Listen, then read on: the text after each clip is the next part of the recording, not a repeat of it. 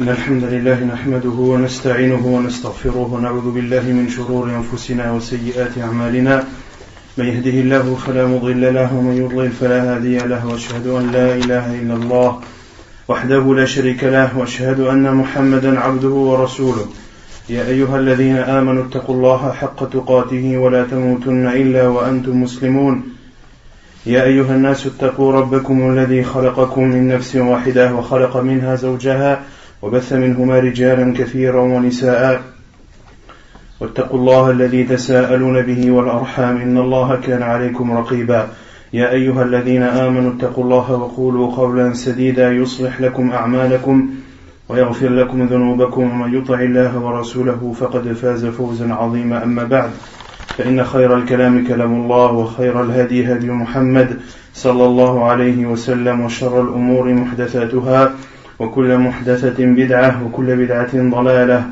وكل ضلالة في النار أما بعد. Donc nous continuons l'explication du livre Al-Wajiz fi fiqh sunnati wal kitab al-aziz, l'essentiel dans la compréhension du Coran et de la sunna du prophète sallallahu alayhi wa sallam. Nous sommes toujours dans le livre du mariage. La semaine dernière, on avait continué de parler sur le fait que le mari doit avoir un bon comportement envers son épouse, doit se comporter avec elle de la meilleure des façons, et que ceux qui ont un comportement semblable à celui-ci, le prophète sallallahu alayhi wa sallam les informe qu'ils font partie des meilleurs. Et ensuite, on a parlé pour celui qui a plusieurs femmes, celui qui est marié à plus d'une épouse, qu'il lui est obligatoire d'être juste entre elles. Qu'est-ce qu'on avait dit sur ce point précis, sur le fait d'être juste? Qu'est-ce que cela signifie? Non. Être juste sur les choses matérielles. Ahsan, c'est d'être juste entre elles sur les choses matérielles de la vie, comme par exemple la nourriture, les vêtements, le logement et tout ce qui est en rapport avec les choses matérielles. Et le prophète sallallahu alayhi wa sallam a mis en garde les hommes qui ne seraient pas justes envers ces femmes. Quel est le châtiment que le prophète sallallahu alayhi wa sallam, dont le prophète sallallahu alayhi wa sallam a informé? Non? Il viendra Yawm al-Qiyamah prochain côté. Ahsan, il viendra le jour du jugement avec la moitié de son corps plus basse que l'autre. Et on avait cité aussi le verset où Allah subhanahu wa ta'ala dit: vous ne pourrez pas être juste envers les femmes, même si vous mettez du vôtre, même si vous faites les efforts et que vous donnez la peine d'être juste envers elles, vous ne pourrez pas être juste. Quelle est la signification de ce verset? Où le prophète sallallahu alayhi wa sallam nous ordonne d'être juste, et le verset où Allah subhanahu wa ta'ala nous dit que malgré nos efforts, nous ne pourrons pas être justes envers celui qui a plusieurs femmes. Non. Ahsant. Ici, Allah subhanahu wa ta'ala parle du cœur, parle des sentiments qu'a un mari envers l'une de ses femmes plus que l'autre, plus que les autres. Et ce verset ne concerne que les sentiments que l'être humain ne peut pas contrôler, ne peut pas diriger et ne peut pas peser.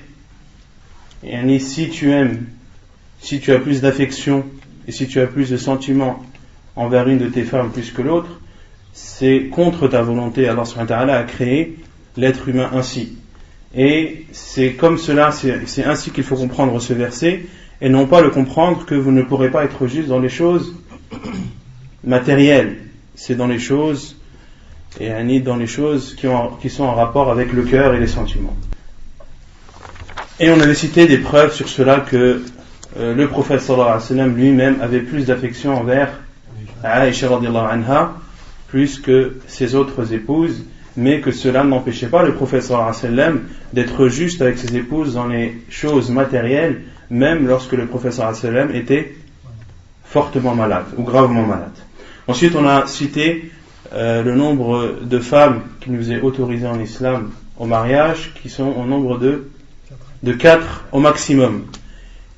Et on avait cité les preuves de cela dans le Coran le verset connu, mariez-vous avec les femmes qui vous plaisent, 2, 3 ou 4. Et dans la sunna du professeur sallam, quelle est la preuve que le nombre est limité à 4?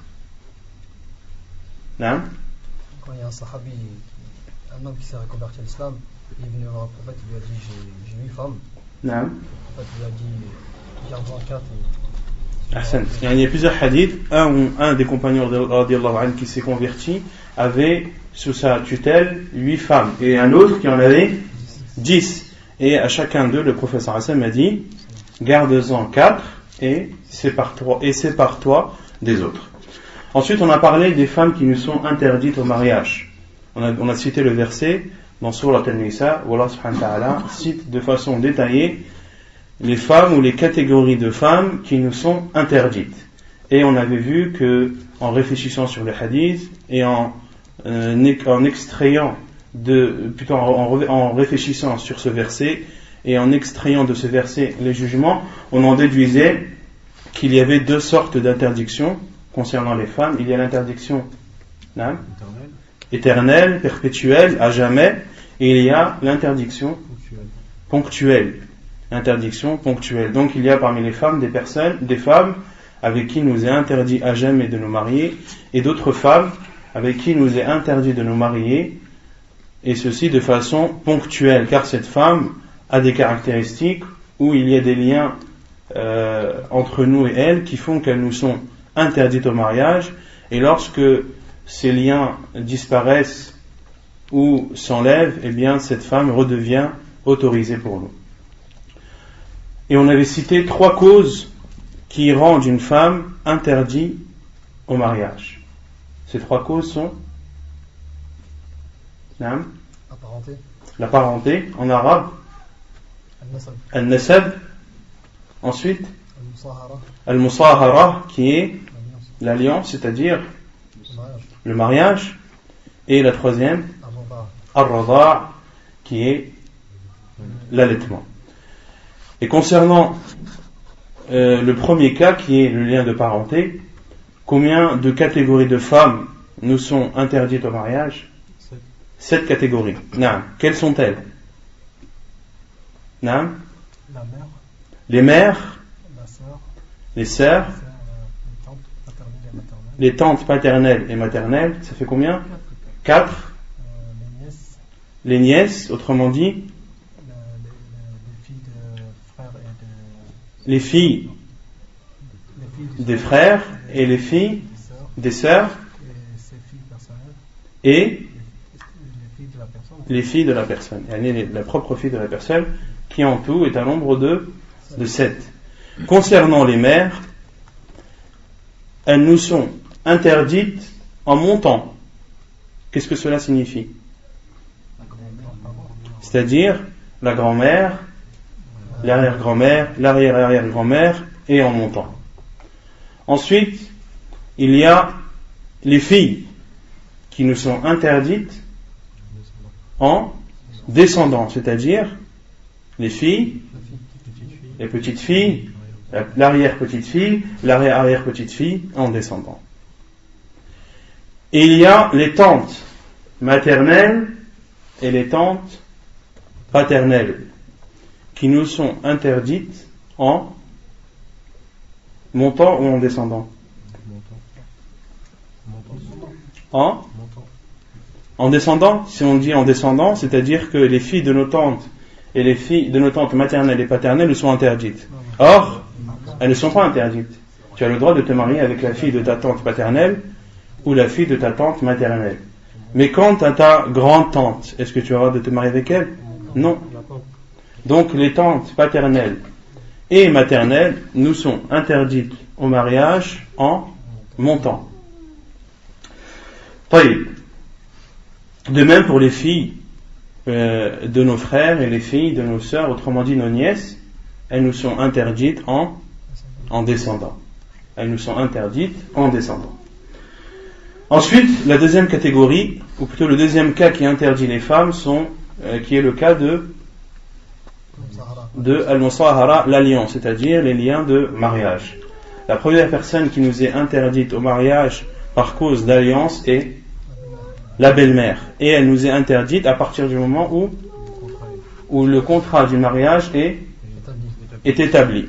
Et cette interdiction est une interdiction pour toujours, est une interdiction à jamais perpétuelle. C'est-à-dire qu'à partir du moment où tu te maries avec ta femme, ta belle-mère devient pour toi une femme interdite au mariage à jamais, à vie. Ensuite, il y a la fille de la femme qu'on épouse. Et cette fille, elle nous est interdite au mariage à condition que le mariage ait été consommé. À condition que le mariage ait été consommé. Ensuite, il y a la troisième catégorie de femmes qui nous sont interdites au mariage de façon perpétuelle. La fille de son enfant. La femme de son enfant. La femme du fils. La femme de son fils, autrement dit, sa belle-fille est interdite au mariage de façon perpétuelle. Et la quatrième catégorie de femmes qui nous sont interdites au mariage par cause d'alliance, la femme du père qui nous est interdite au mariage à partir du moment où le contrat de mariage a été conclu, même si le mariage n'a pas été consommé. De même pour la belle-fille envers son beau-père. À partir du moment où le contrat de mariage a été conclu entre cette fille et son fils, eh bien, elle devient pour lui interdite au mariage à jamais. Et toutes ces femmes qui nous sont interdites au mariage, nous sommes considérés vis-à-vis d'elles comme des maharim. Comme des maharim, donc nous avons le droit de rester tête à tête avec elles, nous avons le droit de les voir découvertes, les cheveux découverts, ce qu'elles ont le droit de montrer à leurs proches. On avait déjà parlé de cela. Et il nous est autorisé également de voyager avec elles. Ensuite, il y a le troisième cas qui interdit les femmes au mariage, qui est l'allaitement. L'allaitement. Et Allah subhanahu wa ta'ala, lorsqu'il a parlé de l'allaitement dans le Coran, quelle catégorie de femmes il nous a interdit? La mère. Aïwa. La fille de la mère. La mère de lait et la sœur de lait. J'ai mal compris. La fille de la mère. Voilà, c'est ce que j'ai dit. Donc c'est ta sœur de lait. Ouais. Donc les mères de lait et les filles de lait nous sont interdites au mariage, et ceci est cité dans le Coran. Or, les catégories de femmes qui nous sont interdites au mariage par cause d'allaitement sont au nombre de... Les deux, allaitement, 2. Non, le nombre total est 2. Les deux catégories sont celles citées dans le Coran.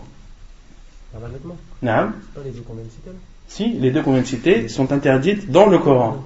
Mais combien en tout il y a de catégories de femmes qui nous sont interdites par cause d'allaitement? 8 ou 7? 8, ça revient comme l'allaitement, comme d'après le hadith qu'on avait cité. Non. Ce qui nous est interdit par cause de lien de sang nous est interdit par cause d'allaitement. Or, on a dit que les causes du lien de sang sont au nombre de 7. Pourquoi 8 alors? C'est 8 femmes. Mais c'est... Non. Donc c'est 8 femmes alors qui sont interdites. 7 catégories de femmes. Dans le verset, c'est combien qui sont interdites? Dans le verset 2. Mais dans le hadith du prophète sallallahu alayhi wa sallam, comment on déduit les autres catégories autres que la mère de lait et la sœur de lait? On l'a déduit du hadith du prophète sallallahu alayhi wa sallam qu'on a vu la semaine dernière. Ar-rada'a tuharrimu ma yuharrimu al-wilada. Que l'allaitement interdit ce qu'interdit l'accouchement. Autrement dit, ce qui est interdit par les liens de parenté est interdit également par les liens de lait. Les catégories de femmes qui nous sont interdites par cause d'allaitement. Il y a la mère de lait. Ensuite, la sœur de lait. Ensuite, la mère de lait, c'est-à-dire la grand-mère. La grand-mère de lait. Ensuite, la grand-mère du côté du père, c'est-à-dire la mère du... Elle est la grand-mère maternelle de lait et la grand-mère paternelle de lait. Ensuite, les tantes de lait maternelle et les tantes de lait, comment? Paternelle. Et les petits-enfants des enfants de...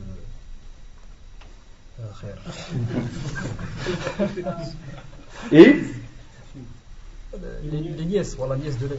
Les nièces de lait. Et les nièces de lait nous sont également interdites au mariage, donc ce qui fait un nombre total de 7, 8, 9, 7. Non. طيب. Ensuite, on s'était arrêté sur ar-rada', l'allaitement, qui interdit justement le fait de nous marier avec ces 7 catégories de femmes.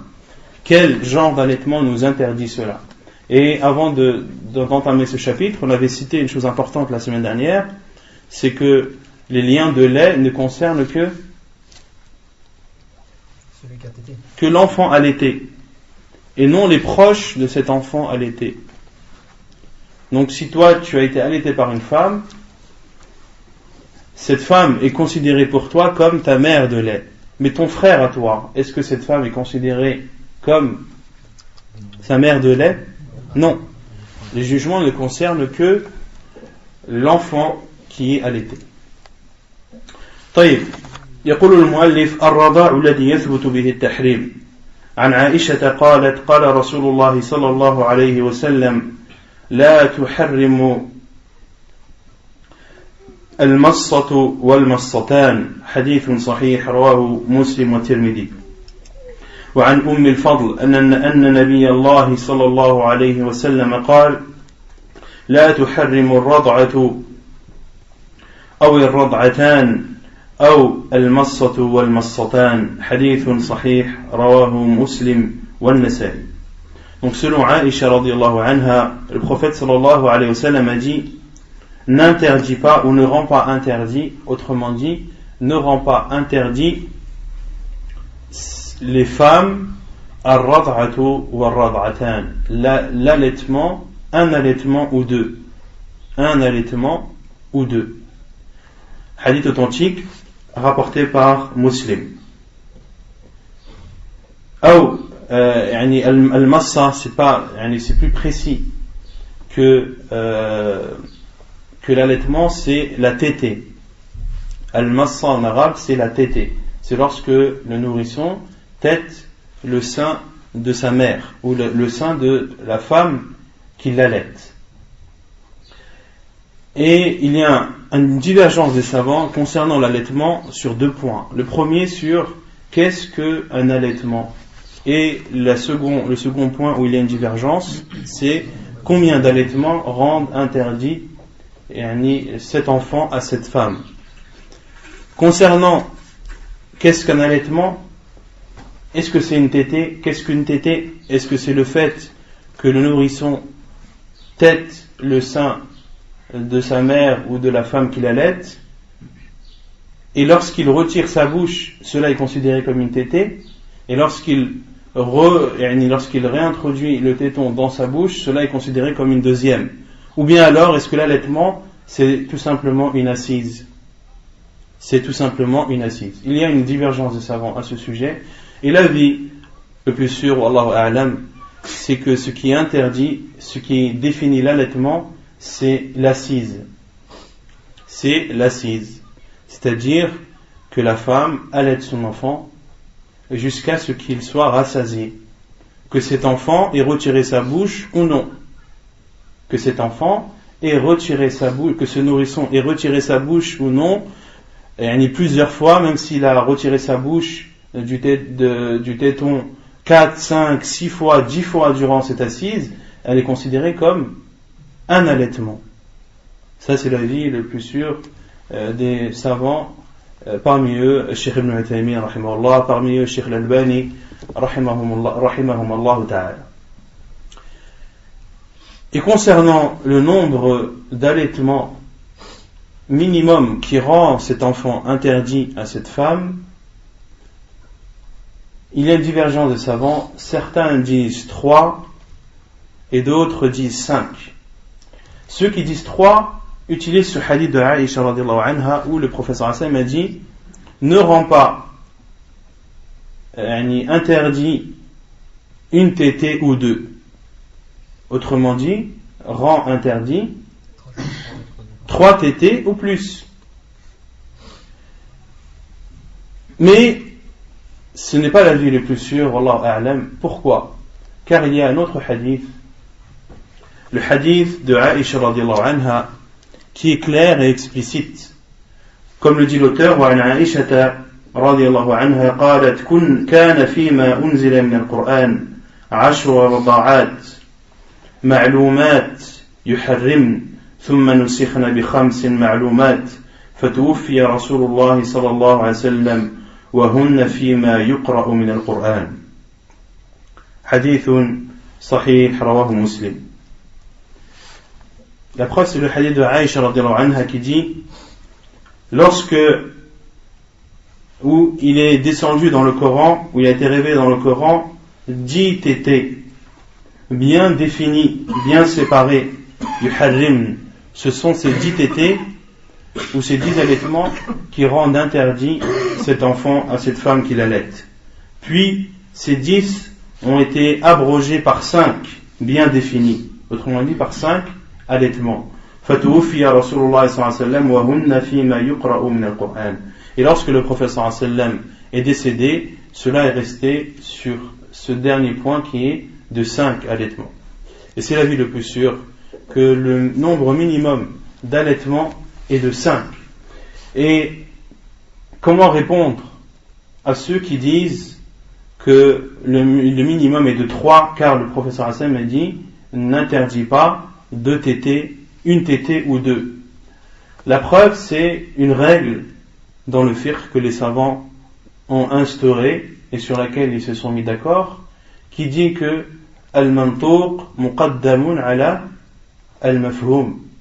Al-mantuq muqaddam ala al-mafhum. Autrement dit, ce qui est dit clairement prévaut sur ce qui se comprend. Ce qui est dit clairement prévaut sur ce qui se comprend ou ce qui se déduit. Dans le hadith de Aïcha radhiyallahu anha, le premier, on en déduit que le minimum est de 3, car le professeur Hassan me dit n'interdit pas une tétée ou 2. Donc on en déduit que 3 interdisent. Mais dans le second hadith de Aïcha radhiyallahu anha, le nombre a été cité de façon claire et il est de 5. Donc ce qui est cité, ce qui est connu, prévaut sur ce qui est déduit. Autrement dit, le nombre de 5 qui est clair et précis et cité prévaut sur le nombre de 3 qui lui est déduit. طيب ويشترط أن يكون الرضاع في الحولين لقوله تعالى والوالدات يرضعن أولادهن حولين كاملين لمن أراد أن يتم الرضاعة. Et parmi les conditions pour que l'allaitement soit considéré comme valide, donc on a dit que lorsqu'on parle d'allaitement, l'avis le plus sûr des savants c'est que ça concerne, que l'allaitement signifie une assise et que le nombre minimum doit être de 5. Et il y a une autre condition, c'est que l'allaitement doit avoir lieu durant les 2 ans du nourrisson, durant ces 2 premières années. La preuve est la parole d'Allah subhanahu wa ta'ala lorsqu'il dit et les mères allaitent leurs enfants 2 années complètes pour celles qui veulent compléter l'allaitement. Donc Allah subhanahu wa ta'ala s'adresse aux femmes qui veulent allaiter de façon complète leurs enfants, qu'elles l'allaitent 2 années complètes. 2 années complètes. Donc Allah subhanahu wa ta'ala parle de l'allaitement en définissant ce laps de temps qui est de 2 ans. وعن أم سلمة قالت قال رسول الله صلى الله عليه وسلم لا يحرم من الرضاع إلا ما فتق الأمعاء في الثدي وكان قبل الفطام. حديث صحيح رواه الترمذي. Et la preuve dans la sunna du prophète sallallahu alayhi wa sallam, c'est le hadith de Salama qui dit, le prophète sallallahu alayhi wa sallam a dit, n'interdit de l'allaitement que ce qui nourrit les intestins ou ce qui est traversé par les intestins depuis le sein, wa kana qabla al-fitam, et ceci avant al-fitam. Et al-fitam, c'est la période à partir duquel le nourrisson, ou à partir duquel le lait n'est plus l'aliment principal du nourrisson. Un enfant fatim en arabe, c'est le nourrisson qui a pour nourriture principale le lait. À partir du moment où il se nourrit d'autre que le lait, et que cette nourriture est sa nourriture principale, alors il n'est plus considéré comme étant fatim, comme étant un nourrisson. Et le professeur sallallahu alayhi wa sallam a dit, n'interdit pas, c'est-à-dire que cet enfant n'est pas interdit pour la femme qui l'allaite que lorsque le lait traverse les intestins, lorsqu'il n'y a que le lait qui traverse les intestins, ou autrement dit, lorsque les intestins sont nourris par ce qui sort des seins, autrement dit, le lait. Et à partir de ce hadith, il y a eu une divergence des savants. Certains n'ont pas considéré, après la connaissance de ce hadith, les 2 ans. Et on dit que pour que l'allaitement fasse ses effets et pour qu'il soit considéré comme étant valide, il faut que le nourrisson soit allaité pendant qu'il est fatim, c'est-à-dire pendant que le lait est considéré comme étant sa nourriture principale. Mais à partir du moment où cet enfant, le lait n'est plus pour lui sa source de nourriture principale, alors l'allaitement n'est pas considéré à cette période, même si cela entre dans les 2 ans. Même si cela entre dans les 2 ans. Et il y a une divergence des savants à ce sujet. Et Cheikh Al-Albani considère lui que c'est les 2 ans, Cheikh Al-Fawzan également. Quant à Cheikh Ibn Uthaymin, rahimahullah ta'ala, considère lui qu'on doit prendre en considération le moment où l'enfant dépend du lait et où il ne dépend pas du lait. S'il dépend du lait, que c'est sa nourriture principale, alors oui, l'allaitement est considéré. Et si c'est après que l'allaitement, ou après que l'enfant n'est plus dépendant du lait, alors l'allaitement n'est plus considéré comme valide. Et Cheikh Ibn Uthaymin, rahimahullah, parmi ses preuves, il dit car l'allaitement est pris en considération car il a de l'effet sur l'enfant et sur le nourrisson. Il a de l'effet lorsque c'est sa source principale de nourriture. Mais lorsque ce n'est plus sa source principale de nourriture, le lait n'a plus l'effet désiré qui justement est une des causes que cet enfant devienne interdit pour cette femme qui l'allaite. Wallahu a'lam. Quand tu dis sa nourriture principale, c'est qu'il boit que du lait, il peut manger. Un enfant, un nourrisson peut boire du lait et à côté de cela être nourri d'autres choses, de compote ou d'autres, ou de purée de fruits, etc. Mais ces autres nourritures ne sont pas son plat principal. Et cet enfant est, malgré qu'il mange autre que du lait, ou qu'il boit autre que du lait, est considéré comme fatim, car il ne peut pas se passer du lait. Le lait est sa source de nourriture principale. C'est clair? طيب.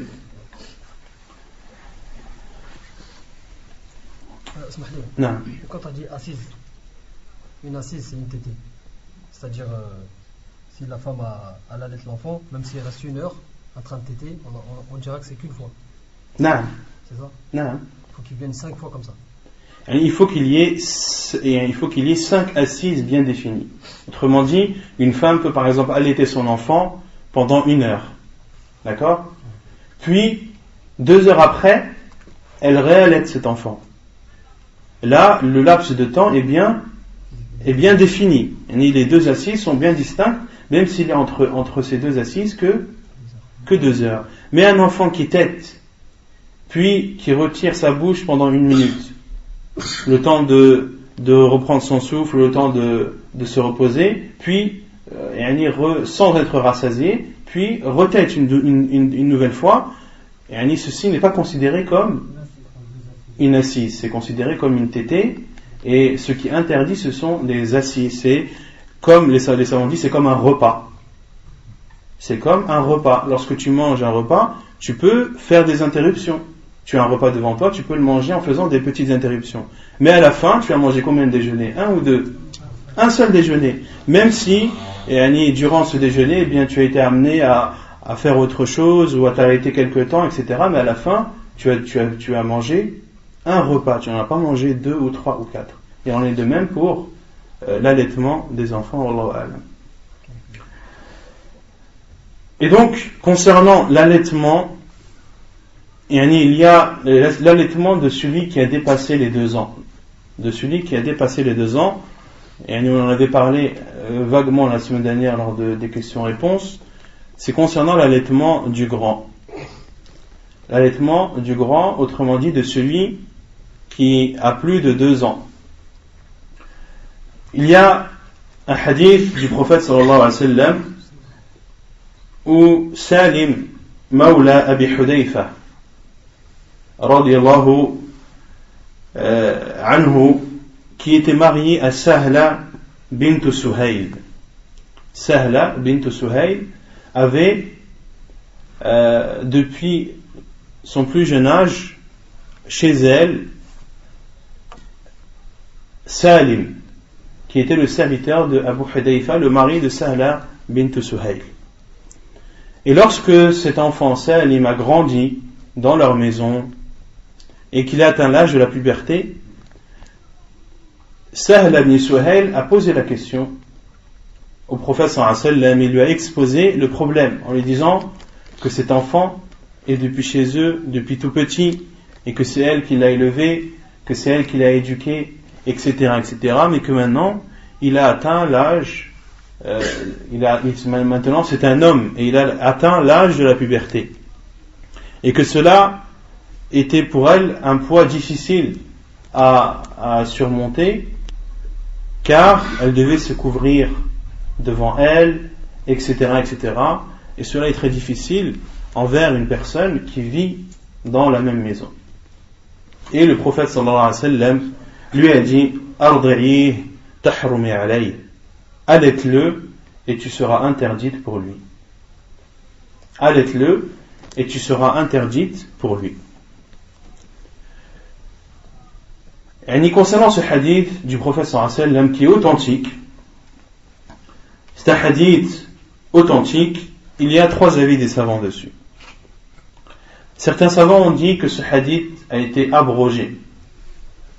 Que ce hadith a été abrogé par d'autres hadiths où le prophète sallallahu alayhi wa sallam définit, comme celui qu'on a vu, le hadith de Salama, où le prophète sallallahu alayhi wa sallam a dit: tant que le lait nourrit les intestins. Et d'autres savants ont dit: cela est propre à Salim, le serviteur de Abu Hudayfa radiyallahu anhu. Et d'autres savants ont dit que cela peut être fait si la personne se trouve dans la même circonstance que Salim et que la femme qu'il a éduquée, Suhayla ou Sahla bin Suhayl. La majorité des savants considèrent que cela est propre à Salim, Mawla Abi Hudayfa, et que le prophète sallallahu alayhi wa sallam a dit cela, a donné ce jugement, mais que ce jugement est propre à Salim radiyallahu anhu. Et ça, c'est l'avis de la plupart des savants, parmi eux Cheikh Ibn Uthaymin et beaucoup d'autres. Et d'autres savants, comme Cheikh l'Islam Ibn Taymiyyah rahimahullah, comme Cheikh l'Albani rahimahullah, eux considèrent que non, que celui qui est dans ce cas, celle qui a élevé un enfant depuis son plus jeune âge, et même si c'est des cas qui arrivent maintenant de plus en plus, de façon très rare maintenant à notre époque, mais ça peut arriver. il peut arriver par exemple que un couple, un père et une mère, donnent leur fils à par exemple un de leurs frères ou un de leurs sœurs qui ne peuvent pas avoir d'enfant, sans informer cet enfant que ce n'est pas ses parents. Et cet enfant grandit dans la maison de ces deux personnes qui sont par exemple sa tante ou son oncle, en pensant que ce sont ses parents. Et une fois atteint l'âge de la puberté, cet enfant découvre que en réalité ces personnes ne sont pas ses parents. Ne sont pas ses parents, et que par exemple celui qu'il pensait être son père n'est autre que son oncle. Et donc la femme de son oncle n'est pas interdite pour lui. La femme de l'oncle n'est pas considérée comme une femme interdite au mariage, n'est pas considérée comme une femme interdite au mariage. Dans des cas comme celui-ci, il est autorisé à cette femme d'allaiter ou de donner du lait à cet enfant pour qu'il devienne pour elle interdit. C'est l'avis de Cheikh al-Islam ibn Taymiyyah, c'est l'avis de Cheikh al-Albani rahimahullah. Ils disent lorsque un cas similaire à celui de Salim arrive, eh bien il est autorisé de procéder à ce moyen pour faciliter la vie dans cette maison.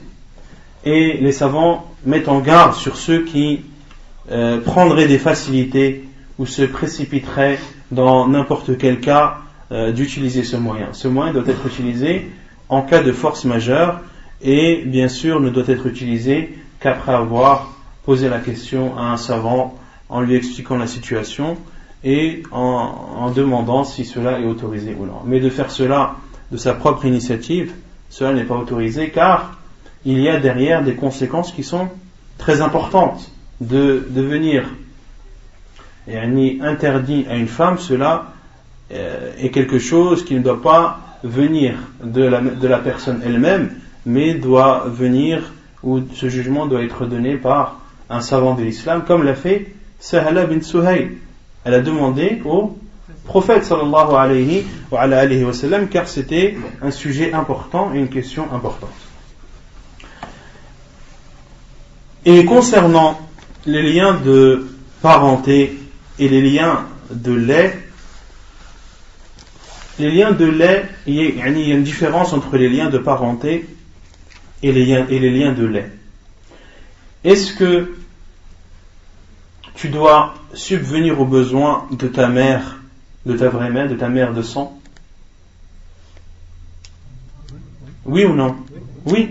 Si ta mère est dans le besoin et que qu'elle n'a plus de mari, que ton père est décédé, eh bien c'est une obligation pour son fils de subvenir à ses besoins. Est-ce qu'il en est de même pour la mère de lait? Non. La mère de lait, il n'est pas obligatoire de subvenir à ses besoins. Il n'est pas obligatoire de subvenir à ses besoins. Donc les liens de parenté et les liens de lait interdisent les mêmes catégories de femmes, mais ne donnent pas les mêmes jugements. Est-ce que ta mère de lait hérite de tes biens si tu meurs? Non. Il n'y a que ta mère de sang qui hérite ou qui fait partie des héritières de ton argent et de tes biens. Quant à la mère de lait, les sœurs de lait, le père de lait n'ont aucune part d'héritage. Donc lorsqu'on dit, le professeur Hassan a dit yahrumu, interdit. Le professeur Hassan a dit interdit les liens de lait, ce qu'interdit l'accouchement. Mais le professeur Hassan n'a pas dit que tous les jugements qui sont en rapport avec les liens de sang sont les mêmes que... Voilà. Par exemple également, dans les sentences ou dans la loi du talion, lorsque une femme tue son fils, en islam, est-ce qu'on applique la loi du talion? Non, c'est interdit. Une femme, parmi les spécificités de la mère dans les sentences, c'est que la loi du talion n'est pas appliquée sur elle lorsqu'elle tue son fils. Mais une mère de lait qui tue son fils de lait, est-ce que la loi du talion s'applique sur elle? Oui, elle s'applique sur elle, car ce jugement est propre à la mère de sang et non à la mère de lait. Il y a beaucoup d'autres jugements similaires à celui-ci, et ce qu'il faut retenir, c'est que la mère de lait, elle nous est interdite, c'est-à-dire que on n'a pas le droit de se marier avec elle, qu'on a le droit de rester tête à tête avec elle, etc., etc. Et concernant les femmes qui nous sont interdites au mariage de façon perpétuelle et de façon éternelle et à vie, il y a une autre catégorie de femmes que l'auteur n'a pas citée. Ce sont ce que les savants appellent al-mar'atu al-mula'ana. Al-mar'atu al-mula'ana. Qu'est-ce que signifie al-mar'atu al-mula'ana? C'est la femme qui risque la malédiction. C'est une femme qui risque la malédiction. Quand est-ce que ce cas arrive? Lorsque un homme accuse sa femme d'adultère. Lorsqu'un homme accuse sa femme d'adultère, il doit apporter 4 témoins. Il doit apporter 4 témoins, et non pas n'importe quel témoin, mais 4 témoins oculaires. 4 témoins oculaires, c'est-à-dire qui ont vu la scène de leurs propres yeux. Et comme l'a dit Omar al-Khattab radiyallahu anhu, comme un seau entre dans un puits. Il faut 4 témoins qui ont vu la scène de leurs propres yeux comme un seau entre dans un puits. Et ceci nous montre la gravité d'accuser quelqu'un d'adultère. Et que pour ramener 4 témoins oculaires, il faut vraiment que ce soit une situation très rare et des contextes très précis. Très très rare, très difficile de réunir 4 témoins oculaires. Ce n'est pas 1, ce n'est pas 2, ce n'est pas 3, mais c'est 4. Et celui qui accuse quelqu'un d'adultère sans apporter 4 témoins oculaires, quel est le jugement en islam? 80 coups de fouet, وَلَا تَقْبَلُوا لَهُمْ شَهَادَةً أَبَدًا, et de ne jamais accepter d'eux un témoignage à jamais. Il n'a pas le droit d'accuser quelqu'un d'adultère s'il ne ramène pas 4 témoins oculaires. Et donc, dans le cas où le mari accuse sa femme d'adultère sans apporter les 4 témoins, la femme a le droit de dire au juge que la peine soit appliquée sur son mari, que les 80 coups de fouet soient appliqués sur lui. Sauf dans un cas, lorsque le mari et la femme acceptent de jurer chacun d'eux 4 fois. De jurer 4 fois. Autrement dit, que le mari dise « Je jure par Allah que ma femme a fait l'adultère. Je jure par Allah que ma femme a fait l'adultère. Je jure par Allah que ma femme a fait l'adultère. Je jure par Allah que ma femme a fait l'adultère. » Et dans un 5e, il doit dire « Et que la malédiction d'Allah soit sur moi si je fais partie des menteurs. » Et le juge s'adresse à la femme. Et la femme doit dire « Je jure par Allah qu'il n'a pas dit vrai. Je jure par Allah qu'il n'a pas dit vrai. Je jure par Allah qu'il n'a pas dit vrai. Je jure par Allah qu'il n'a pas dit vrai. » Et la 5e, « Anna ghadab Allahi alayha in kana min as-sadiqin. » Et à la 5e fois, elle doit dire « Et que le courroux d'Allah, que la colère d'Allah soit sur moi si il fait partie des véridiques. » Que la colère d'Allah soit sur moi si il fait partie des véridiques.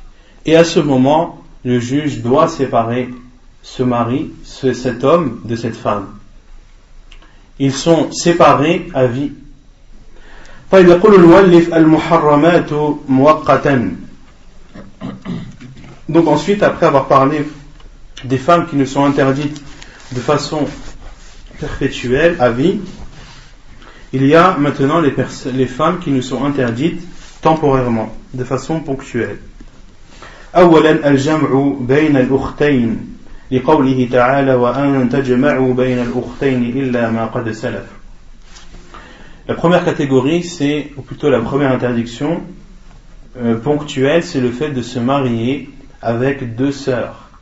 De se marier avec deux sœurs en même temps. D'être le mari de deux sœurs en même temps. La preuve est la parole d'Allah subhanahu wa ta'ala وَأَن تَجْمَعُوا بَيْنَ الْأُخْتَيْنِ إِلَّا مَا قَدْ سَلَفَ. Et de rassembler deux sœurs. Autrement dit, il vous est interdit de rassembler deux sœurs, c'est-à-dire de vous marier avec deux sœurs en même temps. إِلَّا مَا قَدْ سَلَفَ. Sauf pour ceux qui ont fait cela avant d'en connaître l'interdiction, alors Allah subhanahu wa ta'ala leur pardonne, mais ils doivent se séparer. Ou ils doivent se séparer de l'une d'elles. ثانيا الجمع بين المرأة وعمتها أو خالتها لحديث أبي هريرة أن النبي صلى الله عليه وسلم قال لا يجمع بين المرأة وعمتها ولا بين المرأة وخالتها. La deuxième catégorie de femmes qui nous sont interdites de façon ponctuelle, c'est le fait de se marier avec une femme et sa tante paternelle ou avec une femme et sa tante maternelle. La preuve est le hadith de Abu Huraira radiyallahu anhu, un hadith authentique rapporté par Al-Bukhari et Muslim, où le prophète sallallahu alayhi wa sallam a dit de ne pas rassembler entre une femme et sa tante paternelle, ni entre une femme et sa tante maternelle. Qu'il est interdit à un homme de se marier avec la tante paternelle de sa femme alors qu'il est encore marié avec sa femme. Et de même pour la tante maternelle. Et les savants ont dit ceci pour éviter de couper les liens de parenté. Car en général, ce qui est connu de façon générale, ce n'est pas tout le temps, et heureusement, entre les deux femmes, entre la première femme et la seconde, les relations ne sont pas toujours très bonnes. Il y a souvent des conflits, des divergences, de la zizanie, etc. Et le fait de donner à ton épouse comme deuxième femme sa tante, cela pourrait risquer au fur et à mesure du temps que ta femme ne parle plus à sa tante du fait qu'elle est considérée comme la deuxième femme de son mari. De même pour les sœurs. D'avoir deux sœurs, l'une comme première femme et l'autre comme seconde, cela peut créer des tensions entre elles et peut amener à ce que ces deux personnes, que leur lien de parenté soit touché ou affaibli. Et les liens de parenté en islam, c'est quelque chose de très important et chacun se doit de préserver ses liens. ثالثا زوجة الغير ومعتدته لقوله تعالى والمحصنات من النساء إلا ما ملكت أيمانكم أي حرمت عليكم المحصنات من النساء أي المتزوجات منهن إلا المسبيات فإن المسبية تحل لسابيها بعد الاستبراء وإن كانت متزوجة لحديث أبي سعيد. Et troisième catégorie de femmes qui nous sont interdites de façon ponctuelle, ce sont les femmes déjà mariées ou les femmes en période de idda. Une femme qui a perdu son mari ou qui est en instance de divorce doit pour la première respecter la durée de 4 mois et 10 jours et pour la seconde la période de 3 menstrues. La preuve est la parole d'Allah subhanahu wa ta'ala lorsqu'il dit وَالْمُحْصَنَاتُ مِنَ النِّسَاءِ إِلَّا مَا مَلَكَتْ أَيْمَانُكُمْ. Et les femmes mariées sauf celles que vous avez sous votre tutelle. La preuve c'est le hadith de Abu Sa'id radiyallahu anhu أن رسول الله صلى الله عليه وسلم بعث جيشا إلى أوطاس فلقي عدوا فقاتلوهم فظهروا عليهم وأصابوا سبايا وكان ناس من أصحاب رسول الله صلى الله عليه وسلم تحرجوا من غشيانهن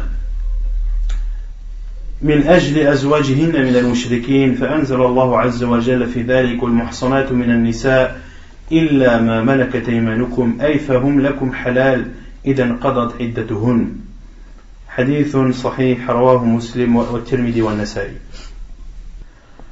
رابعا المطلقة ثلاثا لا تحل لزوجها الأول حتى تنكح زوجا غيره نكاحا صحيحا لقوله تعالى فإن طلقها فلا تحل له من بعد حتى تنكح زوجا غيره فإن طلقها فلا جناح عليهما أن يتراجعا إن ظن أن يقيما حدود الله. Donc la première catégorie de femmes qui nous sont interdites de façon ponctuelle, la première c'est la sœur de l'épouse. La deuxième, la tante de l'épouse, qu'elle soit maternelle ou paternelle. La troisième, la femme qui est déjà mariée. Et pourquoi est-ce qu'elles sont interdites de façon ponctuelle? Autrement dit, il t'est autorisé de te marier avec la sœur de ton épouse à partir du moment où tu as divorcé. À partir du moment où tu as divorcé, donc que cette femme n'est plus ta femme, tu as alors le droit de te marier avec sa sœur. De même pour la tante, tu as le droit de te marier tant que tu n'as pas le droit de te marier tant que c'est ta femme. Tant que c'est ta femme, tu n'as pas le droit de te marier avec sa tante paternelle ou maternelle. Mais à partir du moment où ce n'est plus ta femme, alors tu as le droit de se marier avec sa tante, de te marier avec sa tante paternelle ou maternelle. De même pour la femme qui est mariée, tu as le droit de même pour la femme qui est mariée ou en période de idda, qui est mariée ou en période de idda, tu n'as pas le droit de te marier avec elle jusqu'à ce qu'elle divorce, mais aussi que la idda soit terminée, jusqu'à ce qu'elle divorce pour la femme qui est mariée, et pour la femme qui est en instance de divorce, jusqu'à ce que sa idda se finisse. Autrement dit, que les trois menstrues soient complètes. D'où le terme ponctuel, d'où le terme du fait que ces femmes nous sont interdites de façon ponctuelle et temporaire. Et la quatrième femme qui nous est interdite de façon ponctuelle, c'est celle que l'on a divorcée 3 fois.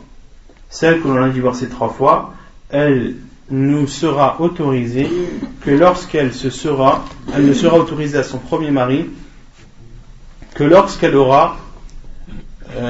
se sera mariée avec un autre homme, un mariage valide et authentique. Car Allah subhanahu wa ta'ala dit fa in talaqaha, et s'il la divorce, c'est-à-dire pour la 3e fois, elle ne lui sera plus licite jusqu'à ce qu'elle se marie avec un autre homme. Et si cet autre homme ou si son second mari divorce d'elle, Allah subhanahu wa ta'ala dit fala junaha alayhima an yataraja'a, alors il n'y a pas de mal à ce qu'ils reviennent ensemble, à ce qu'ils se remarient une nouvelle fois, c'est-à-dire la femme et le premier mari. Et on avait dit que parmi les conditions, il fallait que le second mariage soit consommé. Que le second mariage soit consommé, car le professeur Sam a dit hatta tadhuqi usaylatahu wa yadhuqa usaylatiki, jusqu'à ce que tu goûtes son miel et que lui goûte ton miel. Autrement dit, jusqu'à ce que le mariage soit consommé. Et ceci montre la sagesse de l'islam, car à l'époque, avant l'arrivée de l'islam, les associateurs divorçaient beaucoup avec leurs femmes, et ceci leur portait atteinte. Un homme pouvait divorcer de sa femme 100, 200 fois. Et lorsque l'islam est arrivé, Allah Azza wa Jalla a instauré cette règle qui est que lorsque l'homme divorce de sa femme 3 fois, il ne peut plus se marier avec elle jusqu'à ce qu'elle se remarie, un mariage sincère et valide, et que le mariage soit consommé. Et en général, ceci est dur pour les hommes, de savoir que tu ne pourras plus te marier avec ta femme que lorsqu'elle se sera mariée, un mariage valide et sincère, mais en plus que ce mariage soit consommé.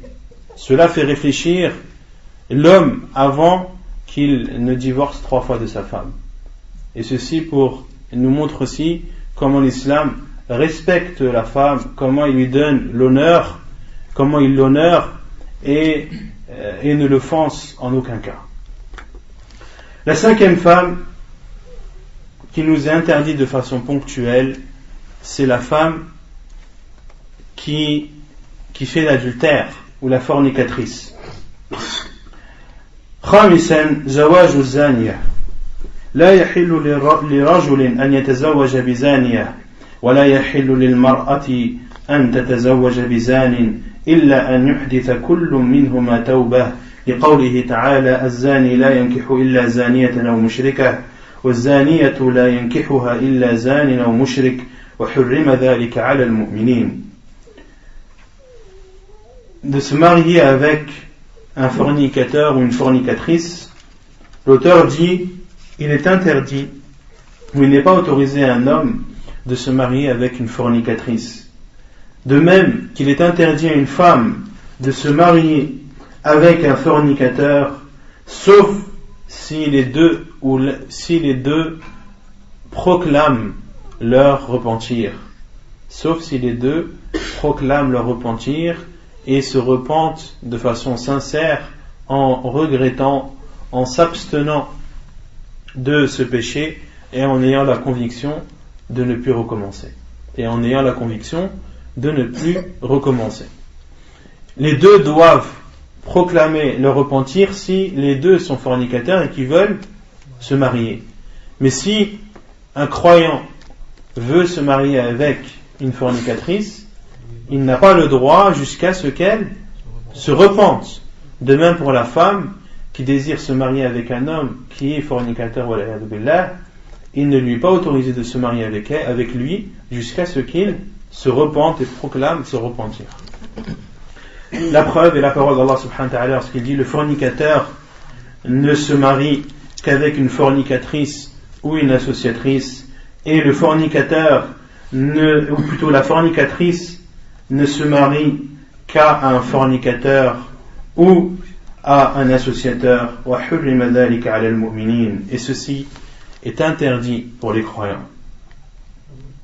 وعن عمرو بن شعيب عن أبيه عن جده أن مثرد ابن أبي مثرد الغنوي كان يحمل الأسار بمكة وكان بمكة بغي يقال لها عناق وكانت صديقته قال جئت إلى النبي صلى الله عليه وسلم فقلت يا رسول الله أنكح عناقا قال فسكت عني فنزلت والزانية لا ينكحها إلا زان أو مشرك فدعاني فقرأها علي وقال لا تنكحها حديث حسن الإسناد رواه النسائي والترمذي.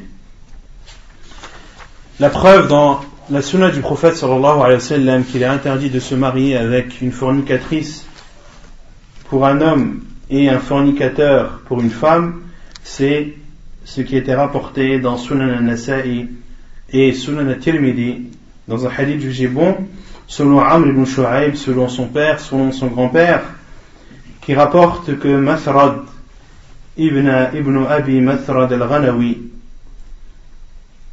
un des compagnons du prophète sallallahu alayhi wa sallam, qui avait pour fonction de transférer les prisonniers qui étaient à la Mecque vers Médine. Il transférait les prisonniers qui étaient à la Mecque vers Médine. Ici dans le hadith, c'est la version de Abu Daoud.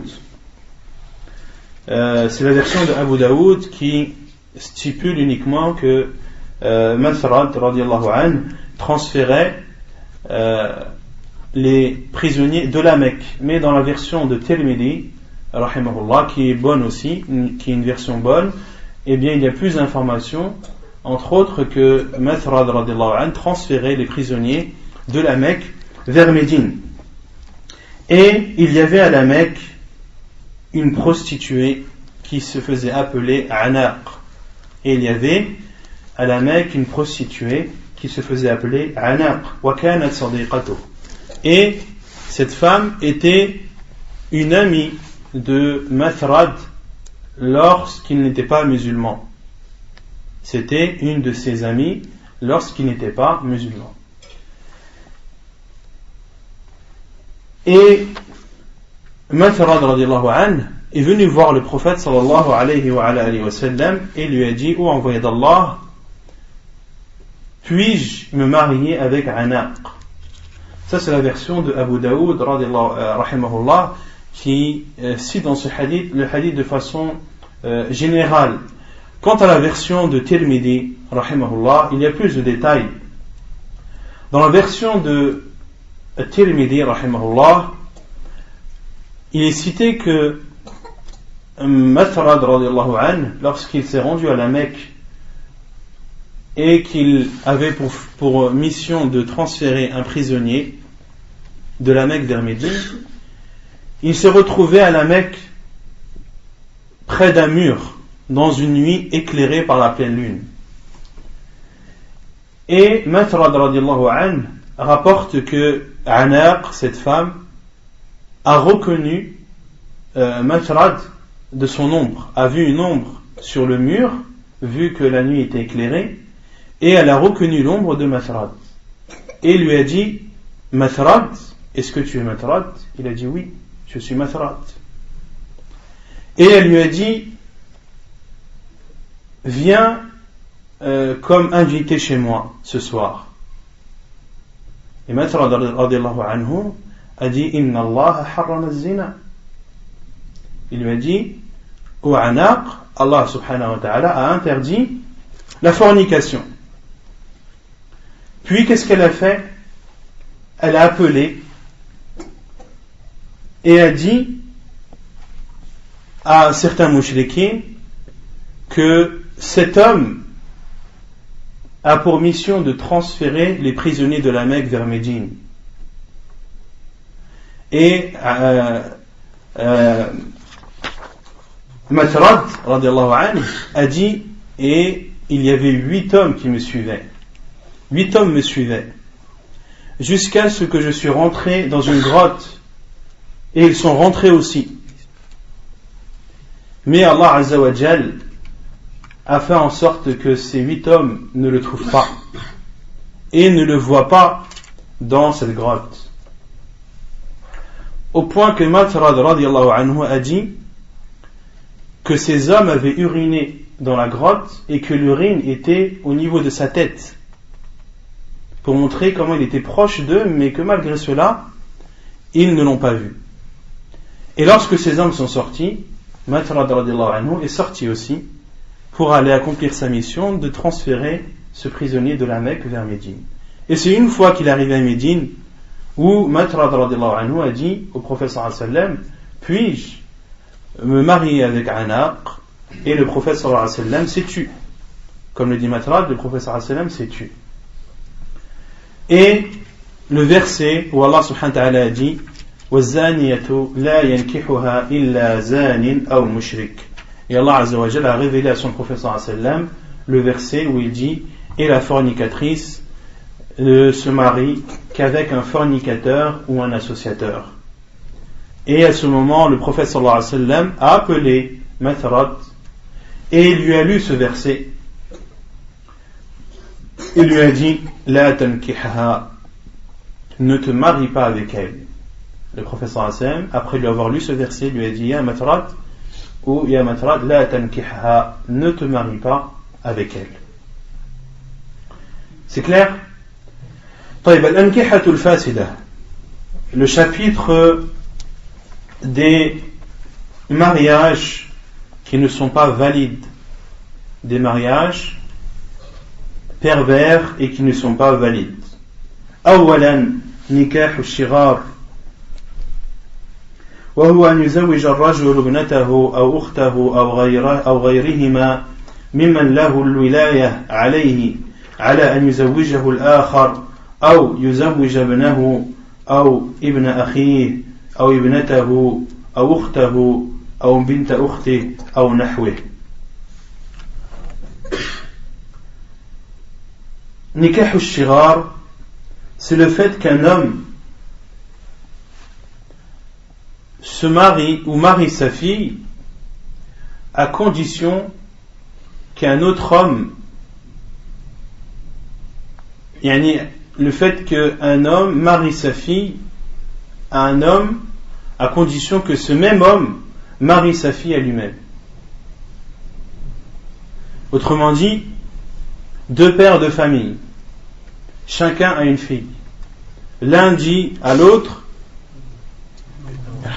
je te marie à ma fille si toi tu me maries à ta fille.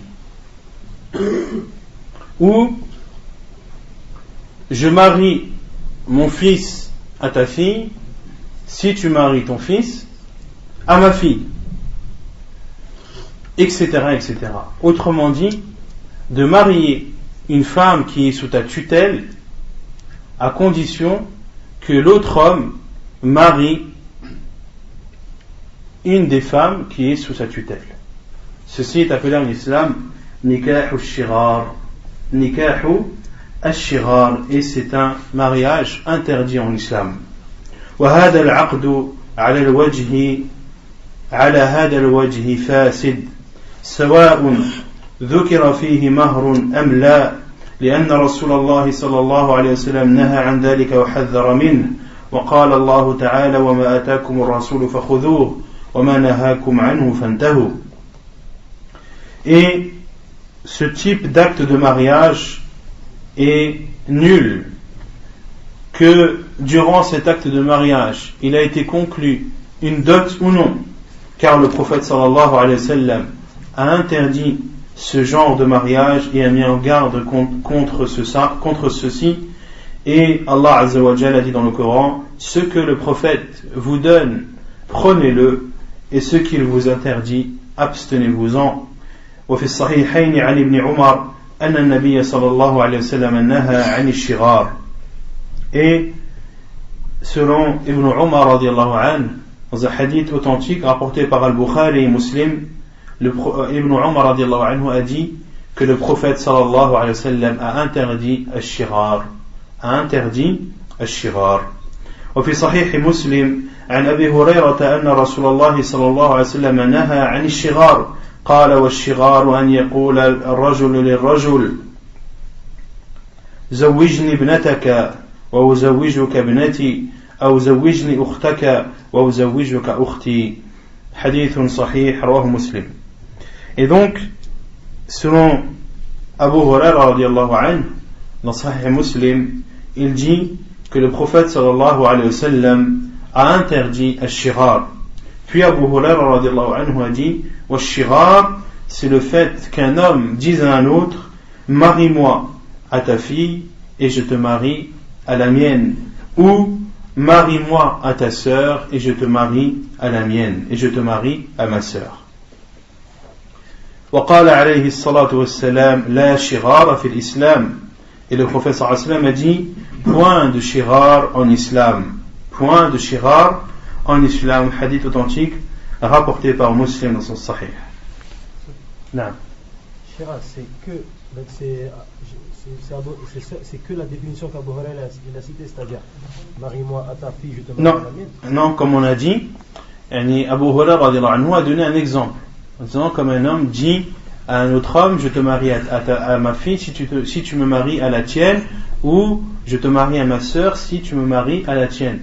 Mais ceci est seulement un titre d'exemple. Les savants ont dit, c'est le fait qu'un homme marie une femme qui est sous sa tutelle, à condition que l'autre homme marie également une de ses filles, une des femmes qui est sous sa tutelle. Il peut marier une femme, il demande à marier la fille d'un tel et qui marie son fils à. C'est la même chose aussi. Voilà, par exemple de dire, moi je marie par exemple ma sœur, je marie ma sœur à ton fils. Je marie ma sœur à ton fils à condition par exemple que tu maries ta fille à mon neveu. Le al-shighar intervient lorsque l'homme marie une fille ou une femme qui est sous sa tutelle, une femme dont lui est tuteur, comme sa fille, sa sœur, etc. فهذه الأحاديث الصحيحة تدل على تحريم نكاح الشغار وفساده وأنه مخالف لشرع الله ولم يفرق النبي صلى الله عليه وسلم بين ما سمي فيه مهر وما لم يسمى فيه شيء. Et dans ces hadiths authentiques, il y a une preuve, comme le dit l'auteur, de l'interdiction de faire ash-shirar et de sa perversité, et que cela est contraire à la législation d'Allah subhanahu wa ta'ala. Et le prophète sallallahu alayhi wa sallam n'a pas différencié dans ceci les mariages de cette sorte où il y a été défini al-mahr, la dot, comme ceux où il n'y a pas été défini. Autrement dit, le prophète sallallahu alayhi wa sallam n'a pas dit que le shirar qui est interdit c'est celui où il n'y a pas de dot. Car la plupart des mariages qui sont dans cette catégorie de shirar, beaucoup ne donnent pas de dot et considèrent la dot le fait de se mettre en accord, de dire voilà, moi je te donne ma fille si toi tu me donnes la mienne. Autrement dit, je t'ai déjà assez donné, je t'ai donné ma fille, donc je ne donnerai pas de mahr à ta fille puisque je t'ai déjà donné la mienne. Et le shirar qui est fait sans dot est pire que celui qui est fait avec dot. Mais le fait qu'il y ait la dot ne rend pas cela licite, car dans tous les cas c'est une offense pour la femme. Et la femme, dans ce cas, la plupart du temps, est contrainte au mariage.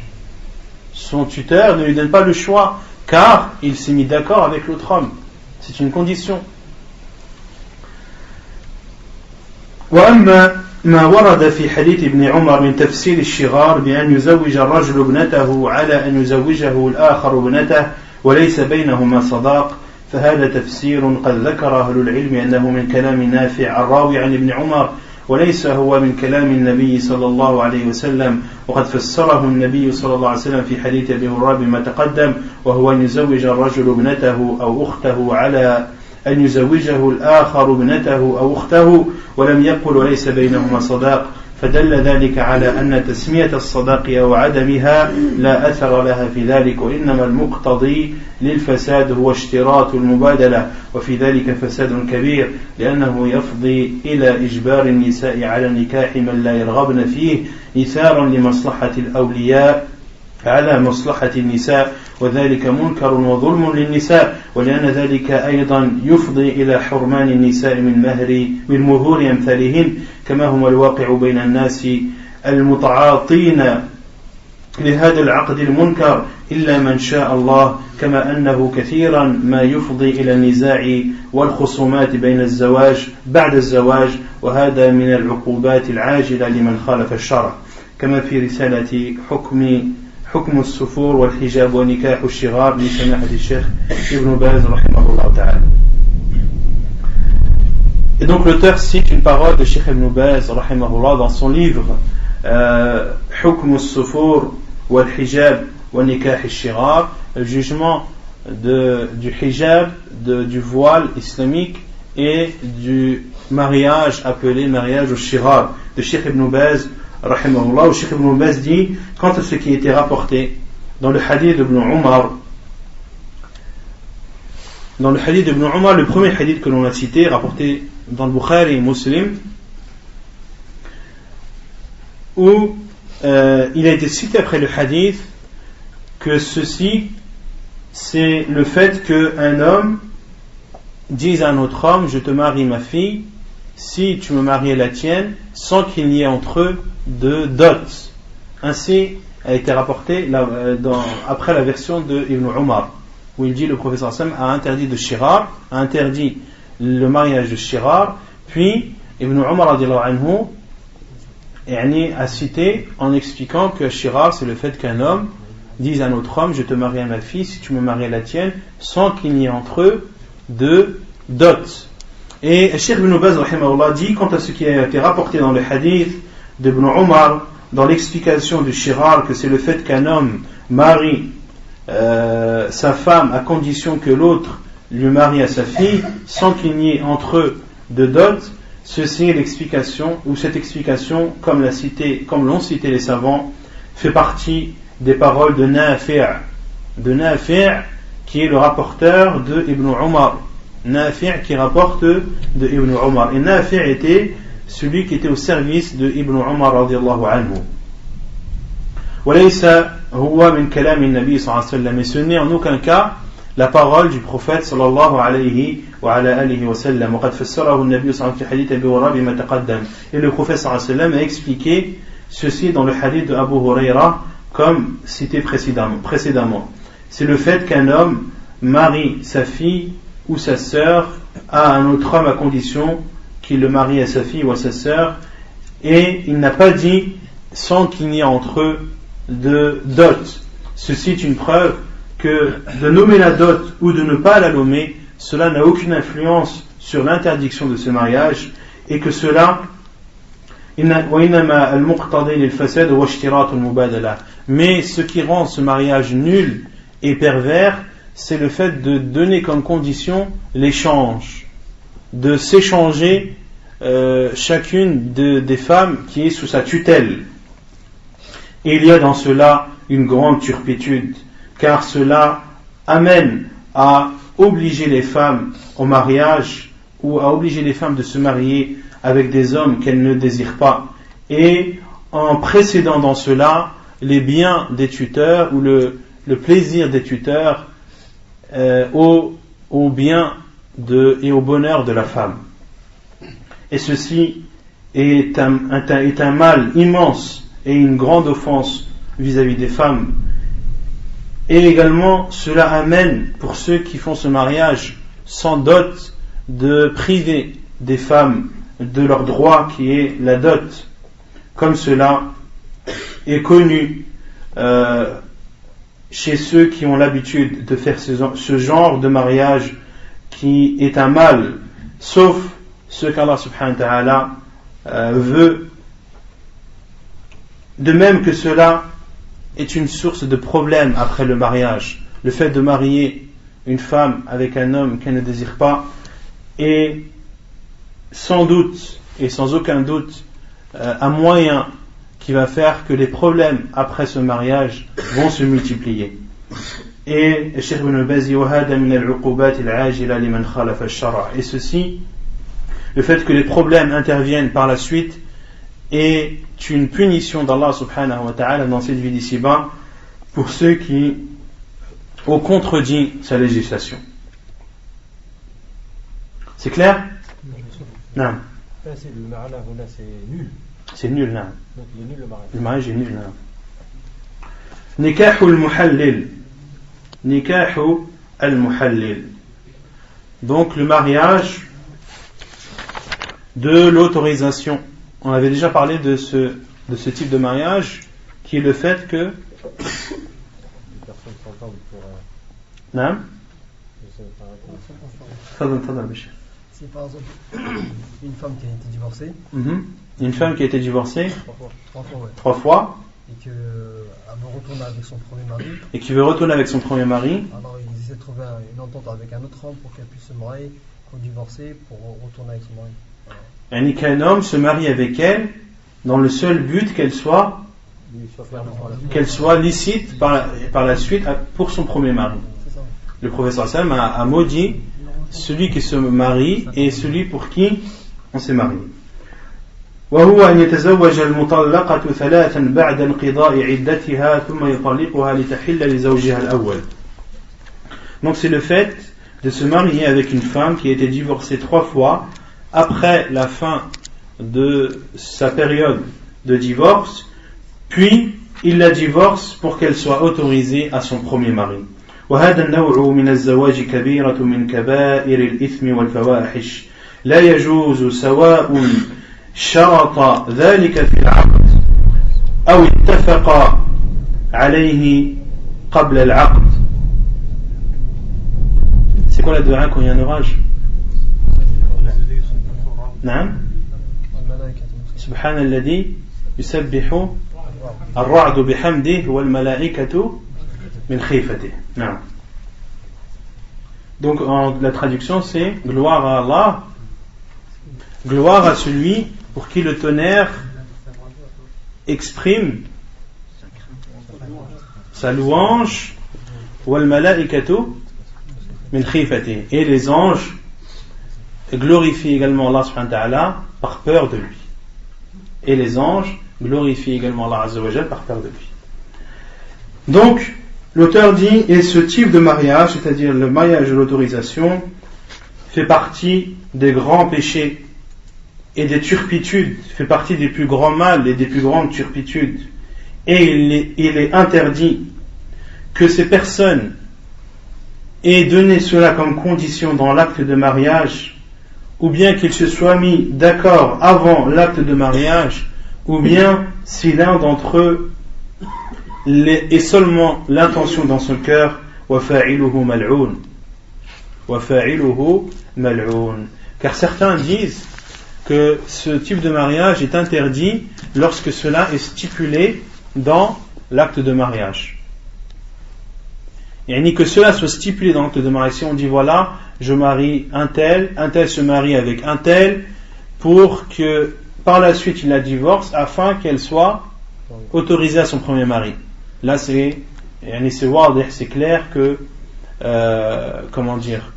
que ce mariage est nul. Qu'ils se soient mis d'accord, ou que ce soit une condition dans l'acte de mariage, ou bien qu'ils se soient mis d'accord avant. Si le premier mari se met d'accord avec le futur mari, de dire voilà comment on va procéder, tu vas te marier avec elle, et ensuite tu vas divorcer, elle sera autorisée pour moi. Ou bien, si celui qui se marie a l'intention dans son cœur de ne pas se marier avec elle un mariage sincère, mais de se marier puis de la divorcer uniquement pour qu'elle soit autorisée. Dans tous ces cas-là, eh bien ce mariage est nul. Et celui qui se marie et qui fait ce genre de mariage est maudit par le prophète sallallahu alayhi wa sallam. La personne en question qui se marie, ça veut dire qu'il risque de tomber dans une suite à ce mariage, non? Justement, on va voir ça. وعن علي قال لعن رسول الله صلى الله عليه وسلم المحلل والمحلل له. المحلل والمحلل له. Selon Ali radiallahu anhu, le prophète sallallahu alayhi wa sallam a maudit al-muhallil wal-muhallal lah. Al-muhallil, c'est celui qui se marie pour rendre licite la femme à son premier mari.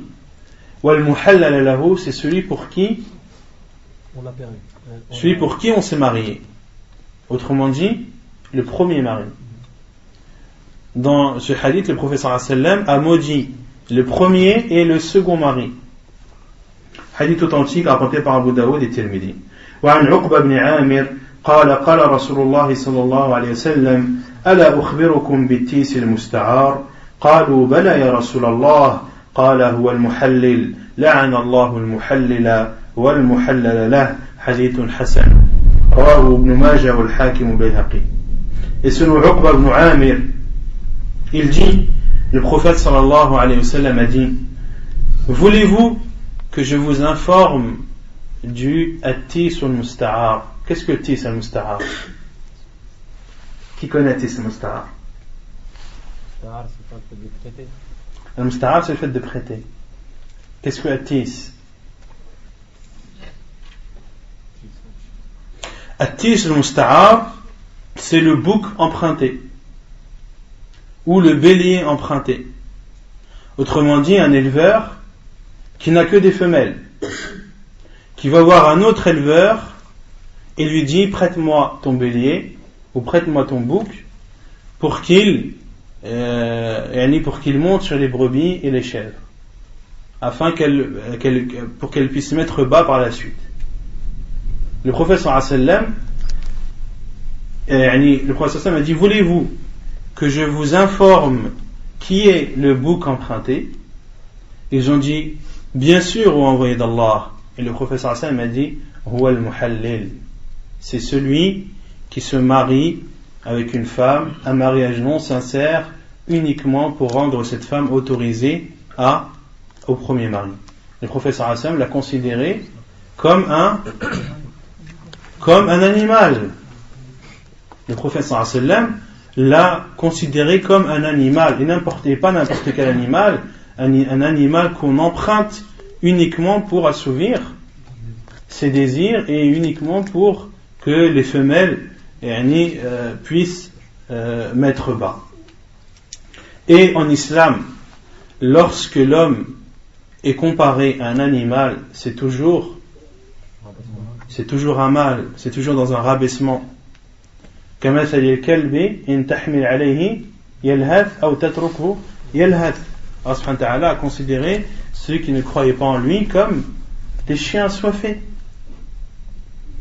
Et dans beaucoup de hadiths, le prophète sallallahu alayhi wa sallam, lorsqu'il met en garde sur une interdiction, il dit ne faites pas comme tel animal, ne vous prosternez pas comme le chien, en posant vos avant-bras sur le sol, ne priez pas comme le coq, en ne respectant pas l'apaisement qui est demandé dans les inclinaisons et dans le sujoud. Donc à chaque fois en islam qu'un homme est comparé à un animal, c'est toujours dans le mal. Et ici le prophète sallallahu alayhi wa sallam a comparé ce muhallil comme étant un bouc prêté, emprunté ou un bélier emprunté.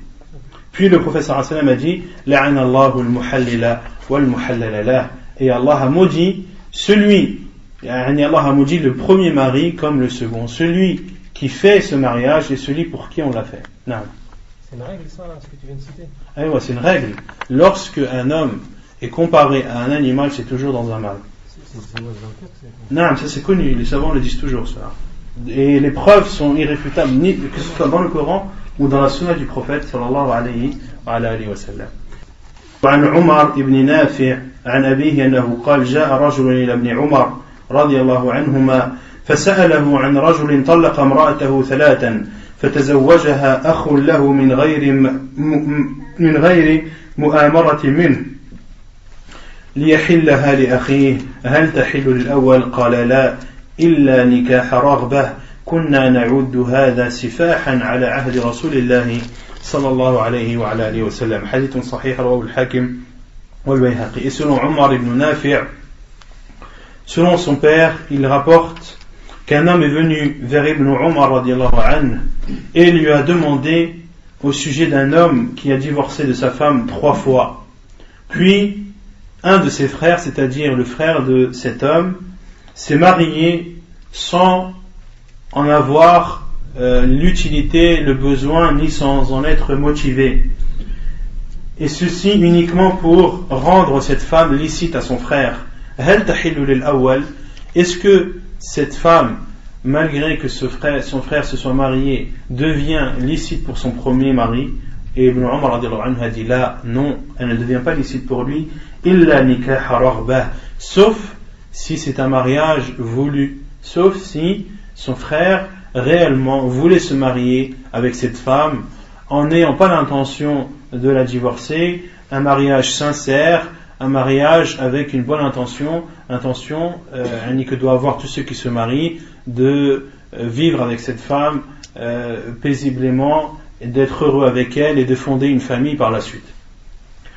Et Ibn Umar radiyallahu anhu a dit kunna na'uddu hada sifahan ala ahdi rasulillahi sallallahu alayhi wa sallam, et nous considérions cela comme de la fornication au temps du prophète sallallahu alayhi wa sallam.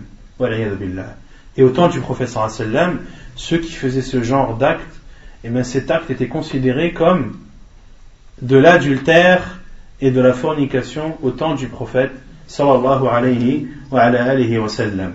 Et ceci vient expliquer la parole du prophète sallallahu alayhi wa sallam lorsqu'il dit voulez-vous que je vous informe qui est le bélier ou le bouc emprunté, qu'on emprunte uniquement pour qu'il monte sur les femelles. Ainsi Ibn Umar informe qu'au temps du prophète sallallahu alayhi wa sallam, ceci était considéré comme de la fornication. Wal-'iyadhu billah. Wa naktafi bihadha al-qadr wa subhanaka Allahumma wa bihamdik ashhadu an la ilaha illa ant astaghfiruka wa atubu ilayk.